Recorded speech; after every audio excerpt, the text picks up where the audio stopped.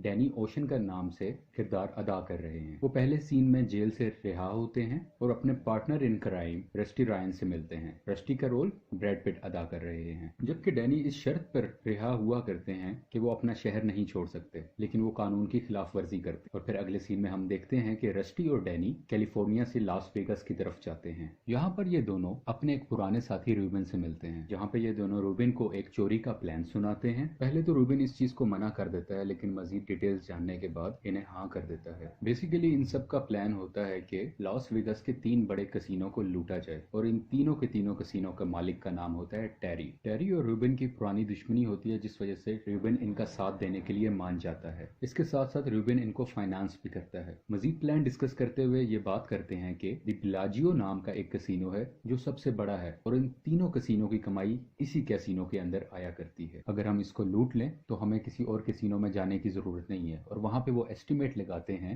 160 million US dollars. अगले scene में हम देखते हैं कि डैनी और रस्टी अपनी एक टीम बनाते हैं, जिसमें मुख्तलिफ स्पेशलिटी के लोगों को ऐड किया जाता है। कोई सिक्योरिटी का माहिर है, कोई कैसीनो मैनेजमेंट बहुत बेहतर तरीके से जानता है, और कोई बहुत अच्छे तरीके से एक्सप्लोजिव का काम जानता है। तमाम टीम के मेंबर्स बहुत ज्यादा तैयारी करते हैं। वो नजर रखते हैं कि बेलाजियो कैसीनो के बाहर कितनी सिक्योरिटी है, कितने लोग हैं, कौन आता जाता है, कब स्टाफ की शिफ्टिंग होती है, और बहुत से मामलात पर ये नजर रखते हैं। और इसके साथ साथ बेलाजियो कैसीनो में जो सिक्योरिटी वॉल्ट होता है, ये लोग उसकी सेम कॉपी बनाते हैं ताकि उसको तोड़ सकें और उसके सिक्योरिटी सिस्टम को चेक कर सकें, ताकि जब असल में चोरी करने जाएं तो इन्हें कोई प्रॉब्लम पेश ना आए। यहाँ पर टेरी को पता चलता है कि उसकी एक्स वाइफ, जिसकी उससे डाइवोर्स हो चुकी है, वो डैनी ओशन की करंट गर्लफ्रेंड है। अब क्योंकि टेरी डैनी के बारे में जानता है, तो जिस दिन चोरी होनी होती है उस दिन डैनी खुलेआम कैसीनो में जाकर बैठ जाता है ताकि वो सबकी नजरों में आ जाए। और टेरी उसे देखते ही शक का शिकार हो जाता है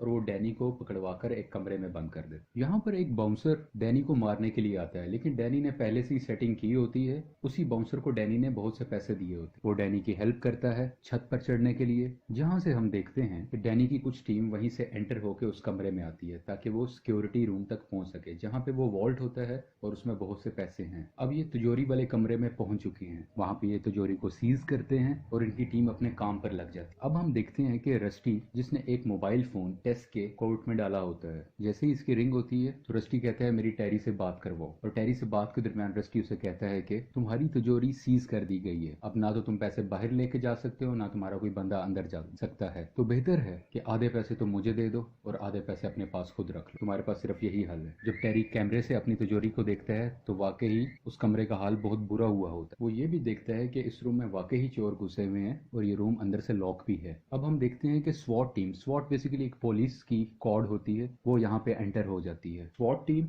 और अंदर तिजोरी के मौजूद लोगों में आपस में फायरिंग एक्सचेंज होती है, और यहाँ पे स्वॉट टीम एक जोर का धमाका करती है। और जैसे ही धमाका करती है तो अंदर जो कुछ बहुत पैसे होते हैं वो भी धमाके से जल जाते हैं, और थोड़ी देर में स्वॉट टीम वहां से निकल जाती है अपना जरूरी सामान लेकर। टेरी यहाँ पे बड़ा परेशान होता है और वो बार बार वीडियो की फुटेज देखता रहा, और उसे एकदम रियलाइज होता है कि उसने कुछ अरसा पहले तिजोरी वाले कमरे की जमीन पर बेलाजियो लिखवाया था, जो कि इस फुटेज में मौजूद नहीं है। अब ये क्या होता है, तो होता यूं है, डैनी की टीम के सिक्योरिटी एक्सपर्ट्स एक झूठी इमेज टेरी को दिखा रहे होते हैं, जो बेसिकली उनके ट्रेनिंग वाले कमरे की होती है, और यहाँ डैनी और उसकी टीम मुकम्मल तरीके से टेरी को बेवकूफ बना चुके होते। और अब हमें पता चलता है जो स्वॉट टीम थी वो कोई और नहीं बल्कि डैनी की ही टीम थी, और वो उन बैग्स में से अपना सामान नहीं बल्कि टेरी के बचे हुए पैसों को लेकर जाते, और वो सब उनके सामने से ही गुजर जाते हैं और किसी को शक नहीं हो पाता कि इन बैग्स में पैसे हैं या स्वॉट टीम के अपने वेपन्स और सामान। अब हम देखते हैं कि डैनी ओशंस अभी भी उसी कमरे में लॉक होता है उस बाउंसर के साथ, जहाँ पे टेरी ने उसे बंद करवाया होता है। टेरी को मुकम्मल भरोसा होता है कि इस सारी चीज के पीछे डैनी का हाथ है,